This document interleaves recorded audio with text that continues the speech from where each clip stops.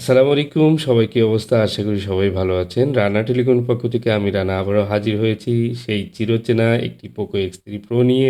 তবে এই Poco X3 Pro সাধারণ পোকো X3 Pro না। এটা হচ্ছে একদমই অন্যরকম একটি প্রবলেম যেটি অন্য জায়গায় দেখিয়েছিলেন, কাজ করা হয়েছে কিন্তু সাকসেস হয়নি।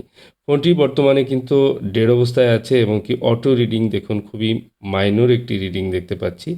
মানে হচ্ছে এত লো কনজিউমিং আসলে থাকার কথা না। এটা অবশ্যই ভিতরে গোলমাল রয়েছে এবং কি আমি এপাশে দেখতে পাচ্ছি সিপিইউতে কাজ করা রয়েছে। RAM CPU অবশ্যই রিভলভ করা হয়েছিল এবং নিচে দেখুন বলগুলো একেবারে এলোমেলো হয়েছে, জটলা পাকিয়ে রয়েছে। মূলত এই ফোনটি হয়তো কোনো টেকনিশিয়ান ভাই ট্রাই করেছেন এবং কি ফাইনালি যখন উনি হতাশ হয়েছেন যে এই ফোনটি আর হবে না, তখন জাস্ট আইসিটা শুধু বসিয়ে দিয়েছেন। হয়তোবা ঠিকঠাক মতো রিবোলিং করে দেয়নি। এবং দেখুন সিপিইউর নিচের বলগুলোও কিন্তু একদম শর্ট হয়ে আছে। আর যে কারণে কিন্তু ডিসি রিডিং আমরা একেবারেই ননসেন্স পেয়েছি এবং সেই সাথে অটো পাওয়ার কনজিউমিং পেয়েছি হালকা। তো আমি কথা না বাড়িয়ে ফোনটির সিপিইউ রিভলভ করে প্রথমে বসিয়ে তারপরে চেক করব যে ফোনটির রিডিং কি স্বাভাবিক আসে কিনা। তো আমি সিপিইউ রিমুভ করার পর আমি কিন্তু রিডিং দেখেছি যে ফোনটির নরমাল বুট রয়েছে। নরমাল রিডিং যেটি থাকার কথা সিপিইউ ছাড়া সেটি ঠিকঠাক রয়েছে। যে কারণে আমি আশাবাদী যে সিপিইউ ভালো থাকলে হয়তো ফোনটি রান হতেও পারে। তো দেখুন আমি প্রথমে সিপিইউটা ইনস্টল করলাম। ইনস্টল করে তারপর কিন্তু এবার দেখছি অটো রিডিং নেই। এবার পাওয়ার প্রেস করা মাত্রই কিন্তু একটি ভালো একটি রিডিং পেয়েছি যেটি উইদাউট র‍্যামে থাকার কথা। তো এ ধরনের রিডিং এবং এ ধরনের সিম্পটম থাকলে মনে হয় ফোনটি অন হয়ে যাবে।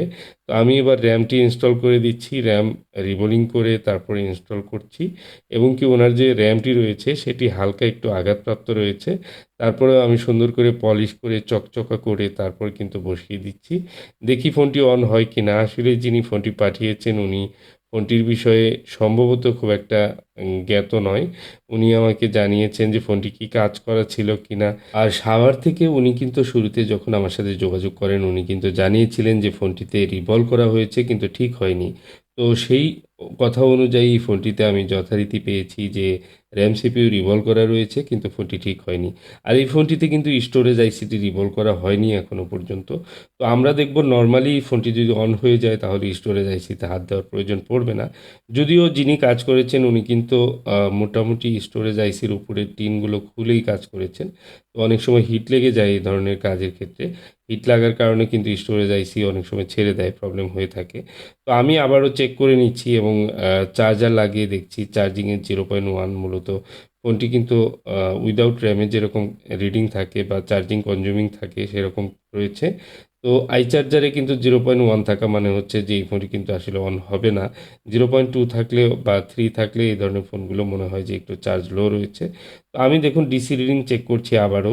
যেহেতু র‍্যাম লাগিয়েছি এখন তো অন হওয়ার কথা। ডিসি রিডিংয়ে দেখুন 168 মতো এরকম গিয়ে আটকে থাকছে। মানে হচ্ছে র‍্যাম ছাড়া যেরকম ফোনটিতে রিডিং থাকে সেরকম রয়েছে। তো আমি ব্যাটারি ভোল্টেজটি চেক করে নেব। ব্যাটারি ভোল্টেজ দেখতে পাচ্ছি 2.4 মানে ব্যাটারি ডাউন রয়েছে। আমি হালকা একটু অ্যাম্পিয়ারটা দিয়ে ভোল্টেজটা আপ করার চেষ্টা করব এবং কি ব্যাটারি চার্জ হয়ে গেলে হয়তোবা এ ধরনের ফোনগুলো অনেক সময় দেখা যায় চার্জিংয়ের লোডিং টানতে পারে। বাট এই ফোনটিতে কিন্তু সেরকম কোনো লক্ষণ দেখাই যাচ্ছে না। কারণ হচ্ছে এই ফোনটি উইদাউট র‍্যামে যে রিডিং থাকে সেরকম র‍্যাম ছাড়া সেই রিডিংটি রয়েছে। মূলত র‍্যাম কানেক্টিভিটি ফল্ট থাকতে পারে। আবার এই ধরনের প্রবলেম কিন্তু অনেক সময় স্টোরেজ আইসি থেকেও হয়ে থাকে।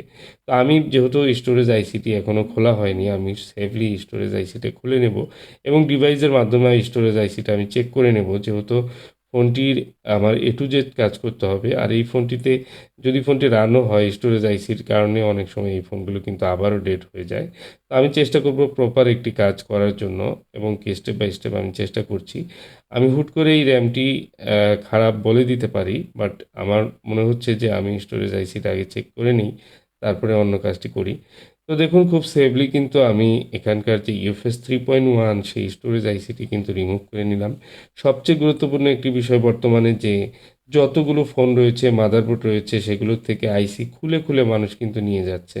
এগুলো চায়না চলে যাচ্ছে বা কোথায় যেখানেই যাক এই ফোনগুলোর আইসিগুলো কিন্তু এখন খুবই মূল্যবান এবং কি এই আইসিগুলো কিন্তু আমাদের কাজ করতে গেলে খুব সেফলি করতে হয় যেন আইসি ড্যামেজ না হয়ে যায়। কারণ একেকটা আইসির অনেক মূল্য এখন। আপনারা যারা টেকনিশিয়ান রয়েছেন অবশ্যই জানেন। কারণ একটা আইসি হারিয়ে গেলে বা একটা আইসি খারাপ হয়ে গেলে সেটি কিন্তু আর পাওয়া যাবে না। এখন আগে যেরকম পুরনো মাদারবোর্ড থেকে আইসি খুলে আমরা কিন্তু এমএমসি বা ইএমসিপি যেগুলো চেঞ্জ করতাম বা ইউএফএস এগুলো কিন্তু পাওয়া যেত। বাট এখন কিন্তু সামনে আস্তে, আস্তে কিন্তু ক্রাইসিস হয়ে যাচ্ছে এবং কি একটি আইসির জন্য একটি ফোন কিন্তু ডেড হয়ে থাকবে। তো এই বিষয়টি আমাদের মাথায় রাখতে হবে। তো স্টোরেজ আইসিটি রিমুভ করে আমি কিন্তু চেক করে নিচ্ছি এবং কি হেলথ ভালো রয়েছে এবং স্টোরেজ আইসির যে পার্টিশন ভিতরে সফটওয়্যার সবই ঠিকঠাক রয়েছে। তো আলহামদুলিল্লাহ এই সেকশনটি আমি কনফার্ম হয়ে নিলাম এবং কোনো সমস্যা নেই। আমি এটা এখন আবার ইনস্টল করে দেব। ইনস্টল করার পর ফোনটি যদি অন না হয় সেক্ষেত্রে আমি র‍্যামের সেকশনে চলে যাব। যেহেতু আমার এখানে কোয়ালকম পোর্টও করছে মানে সিপিইউটা অ্যালাইভ রয়েছে। সিপিইউ যে একদম মারা গিয়েছে এরকম কিছু না। স্টোরেজ আইসিটিও আমি ভালো পেয়েছি এবং সেটাতে সফটওয়্যারগুলো মনে হচ্ছে পার্টিশন ঠিকঠাক রয়েছে। কোনো ধরনের প্রোগ্রামিংয়ের প্রয়োজন নেই। তো সেই ক্ষেত্রে এই ফোনটির ক্ষেত্রে আমি পরবর্তী স্টেপ যেটি নিব সেটি হচ্ছে র‍্যাম চেঞ্জ করে দেখব। আর যে কথা সেই কাজ আসলে এই ফোনটিতে কিন্তু আমি স্টোরেজ আইসি রিভলভ করে লাগানোর পরেও কিন্তু এই ফোনটি অন হয় না। সেম আগের মতোই রিডিং থাকে। পরবর্তীতে আমি অনেক খোঁজাখুঁজি করে একটা র‍্যাম ম্যানেজ করতে পারি আমার পুরনো ফোন থেকে এবং কি এই ধরনের র‍্যামগুলো এগুলো অনেক হাই প্রাইস এখন। আম যে কারণে আমাদের কিন্তু এই আইসিগুলো কালেক্ট করতে অনেক সময় হিমশিম খেতে হচ্ছে। মানে ৳৩,০০০ দিয়ে যদি একটি র‍্যাম আমি কিনে তারপর সেটা ইনস্টল করি আমার প্রাইস চলে আসবে ৳৪,০০০। অন্তত ৳১,০০০ একটা সার্ভিস চার্জ লাগে। তো সেই ফোনটিতে আপনার কত টাকা বিল হবে? আর এই ফোনটির অবস্থা তো খুবই খারাপ ছিল।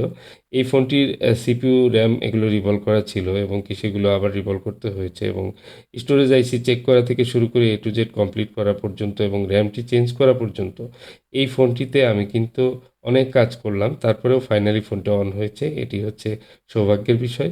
সবচেয়ে বড় কথা হলো পোকো X3 Pro অসংখ্য ফোন কাজ করেছি। কিন্তু এখনো পর্যন্ত অনেক ফোন পাচ্ছি যেগুলো আসলে খুব খারাপ অবস্থা। সেগুলো অনেক কোনোটা রিপেয়ার হয়, কোনোটা হয় না। তো এই ফোনগুলোর ক্ষেত্রে আপনারা একটু যত্নশীল হবেন। আশা করি প্রত্যেকটি ফোনই কিন্তু আবার রিপেয়ার করে দীর্ঘদিন ইউজ করতে পারবেন।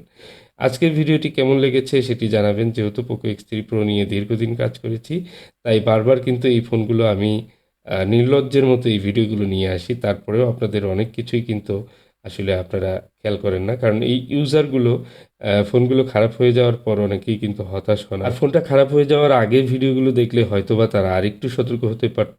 যে কারণেই বলব যে ভিডিওটি বেশি, বেশি শেয়ার করে সবার সাথে শেয়ার করে রাখুন। তাহলে অনেকের হয়তো হেল্প হবে এই ছোট্ট শেয়ারের কারণে। তো আজকের ভিডিওটি ভালো লাগলে অবশ্যই ভিডিওতে লাইক করে যাবেন। সবার সাথে শেয়ার করে চ্যানেলটি সাবস্ক্রাইব করে রাখবেন। ভালো থাকবেন সবাই এই শুভকামনায়। আসসালামু আলাইকুম ওয়া রাহমাতুল্লাহি ওয়া বারাকাতুহু।